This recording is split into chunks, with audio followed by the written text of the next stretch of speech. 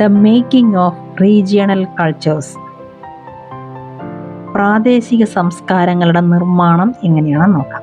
ഒരു വ്യക്തി സംസാരിക്കുന്ന ഭാഷ അവരുടെ ഉത്ഭവസ്ഥാനം നിർണ്ണയിക്കും. ഓരോ പ്രദേശത്തെയും പ്രത്യേകതരം ഭാഷ, പ്രത്യേകതരം ഭക്ഷണം, വസ്ത്രങ്ങൾ, കവിതകൾ, നൃത്തം, സംഗീതം, പെയിന്റിംഗ് എന്നിവയുമായി ബന്ധപ്പെടുത്താൻ നമുക്ക് സാധിക്കുന്നു. ഉപഭൂഖണ്ഡത്തിന്റെ മറ്റു ഭാഗങ്ങളിൽ നിന്നുള്ള വിശ്വാസങ്ങളുമായി പ്രാദേശിക ആചാരങ്ങളും ഇടകലർന്ന സംസ്കാരവും ഇന്ന് നാം കാണുന്നു. ചില പാരമ്പര്യങ്ങൾ ചില പ്രദേശങ്ങൾക്ക് മാത്രമായി കാണപ്പെടുന്നു. ചിലത് പ്രദേശങ്ങളിൽ ഉടനീളം സമാനമാണ്. മറ്റുള്ളവ പഴയ സംവിധാനങ്ങളിൽ നിന്നും പുതിയ രൂപങ്ങളിൽ നിന്നും ഉരുത്തിരിഞ്ഞതുമാണ്. ചേരന്മാരും മലയാളത്തിന്റെ വികസനവും എങ്ങനെയാണെന്ന് നോക്കാം. 9-ാം നൂറ്റാണ്ടിൽ മഹോദയപുരം ഭരണാധികാരിയുടെ ചേര രാജ്യം സ്ഥാപിതമായി. ഭാഷയെ അടിസ്ഥാനമാക്കിയുള്ള സംസ്കാരത്തിന്റെ ഉദാഹരണമാണ് ഇത്. രാജ്യത്തിന്റെ തെക്കു പടിഞ്ഞാറൻ ഭാഗത്താണ് ഈ രാജ്യം സ്ഥാപിതമായത്. അത് ഇപ്പോൾ കേരളം എന്ന് അറിയപ്പെടുന്നു. ഈ പ്രദേശത്ത് മലയാളം സംസാരിക്കുമായിരുന്നു. അതിനാൽ ഭരണാധികാരിയുടെ ലിഖിതങ്ങളിൽ മലയാള ഭാഷയും ലിപിയും കടന്നു വന്നു. ഇന്ത്യയുടെ ഔദ്യോഗിക രേഖകളിൽ ഒരു പ്രാദേശിക ഭാഷയുടെ ആദ്യകാല ഉപയോഗമാണിത്. സംസ്കൃത ഇതിഹാസങ്ങളുടെ കഥകൾ കടമെടുത്തതാണ് കേരളത്തിലെ ക്ഷേത്ര നാടകവേദി. അത് സംസ്കൃത ഭാഷയോടുള്ള ഭരണാധികാരിയുടെ ആരാധനയെ ചിത്രീകരിക്കുന്നു.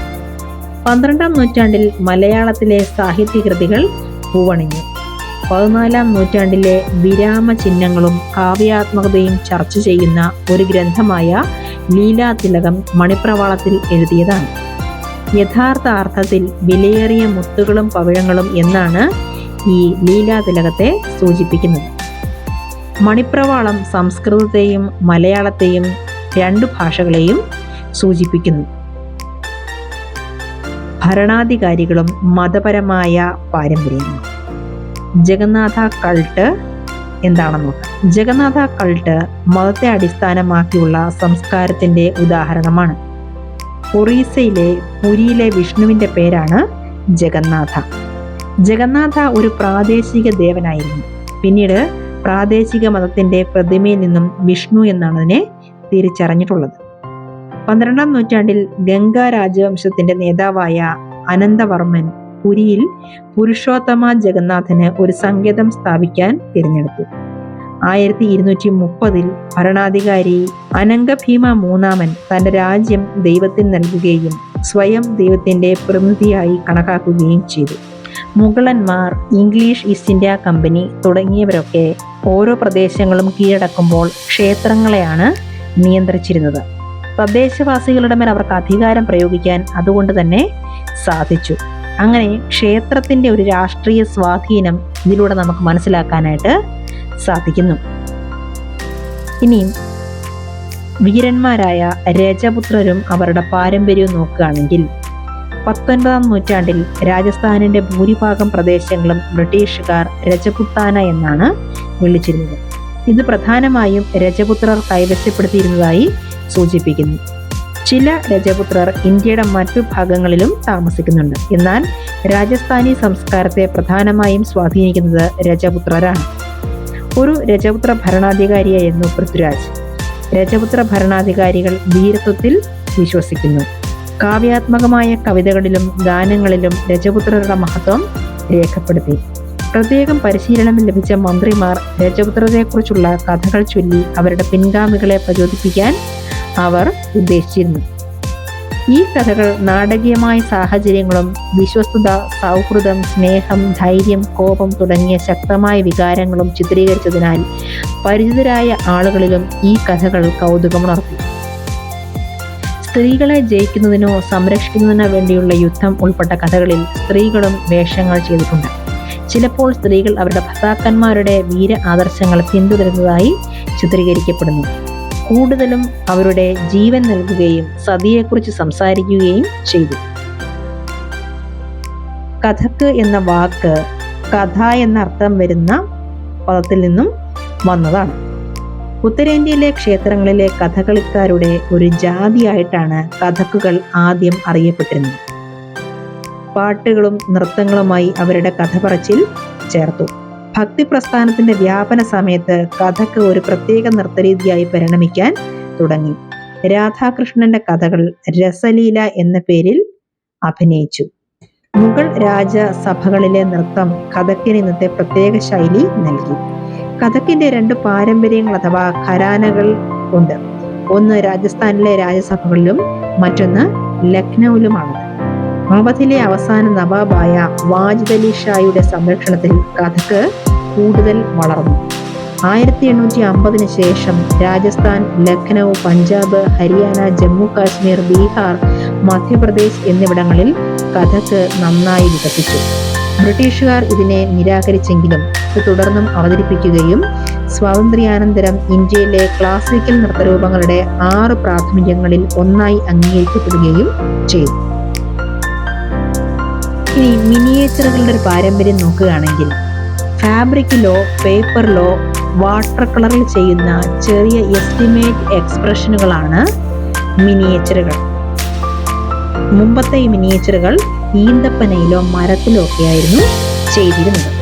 പടിഞ്ഞാറൻ ഇന്ത്യയിൽ കാണപ്പെടുന്ന ഇത് ജൈന സന്ദേശങ്ങളെ ചിത്രീകരിക്കാൻ ഉപയോഗിച്ചിരുന്നു.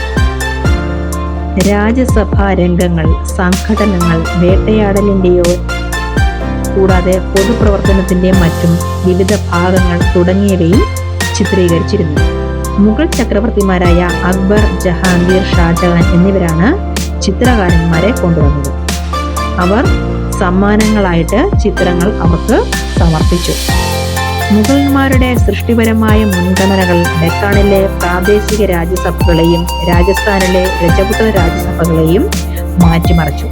ഭരണാധികാരികളുടെ ഛായാചിത്രങ്ങളും ദർബാർ രംഗങ്ങളും വരച്ചിരുന്നത് തുടക്കത്തിൽ മുഗളന്മാർ മാത്രമാണെങ്കിലും പിന്നീട് മറ്റു ഭരണാധികാരികളും ഇത് പിന്തുടർന്നു. ആധുനിക സംസ്ഥാനമായ ഹിമാചൽ പ്രദേശ് ഹിമാലയൻ താഴ്വരകളും മിനിയേച്ചർ കലകളിലേക്ക് ആകർഷിക്കപ്പെട്ടു.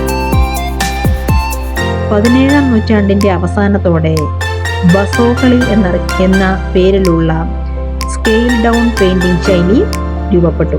ഇതിൽ വരച്ച ഏറ്റവും ശ്രദ്ധേയമായ പെയിന്റിംഗ് ഭാനുദത്തയുടെ രസമഞ്ജരിയാണ്. 1739 നാദിർ ഷായുടെ ഡൽഹി അധിനിവേശത്തിന്റെ ഫലമായി മുഗൾ കലാകാരന്മാർ രക്ഷപ്പെടാനായി മലനിരകളിലേക്ക് കുടിയേറി. ഇവിടെ അവർക്ക് വേഗത്തിൽ പെയിന്റിംഗ് വാങ്ങാൻ തയ്യാറായവരെ കണ്ടെത്താൻ സാധിച്ചു. ഇത് കാൻഗ്ര സ്കൂൾ ഓഫ് പെയിന്റിംഗ് ആരംഭിക്കുന്നതിലേക്ക് നയിച്ചു. പിന്നീട് 18-ാം നൂറ്റാണ്ടിൽ വൈഷ്ണവ പാരമ്പര്യങ്ങളിൽ നിന്നും പ്രചോദനം ഉൾക്കൊണ്ട് കാൻഗ്ര കലാകാരന്മാർ ഒരു പുതിയ ശൈലി സ്വീകരിച്ചു. നേർത്ത നീലയും പച്ചയും ഉൾപ്പെടെയുള്ള മൃദുവായ നിറങ്ങൾ, തീമുകളുടെ കാവ്യാത്മകത എന്നിവ കാൻഗ്ര പെയിന്റുകളെ വേർതിരിക്കുന്നു. ഇനി ബംഗാളിനെ കുറിച്ച് നോക്കുകയാണെങ്കിൽ ബംഗാളിൽ താമസിക്കുന്ന ആളുകൾ സംസാരിക്കുന്നത് ബംഗാളിയാണ്. അത് സംസ്കൃതത്തിൽ നിന്നും ഉരുത്തിരിഞ്ഞതാണെന്ന് വിശ്വസിക്കപ്പെടുന്നു. എന്നാൽ നാട്ടുകാർ സംസ്കൃതം സംസാരിച്ചിരുന്നില്ല.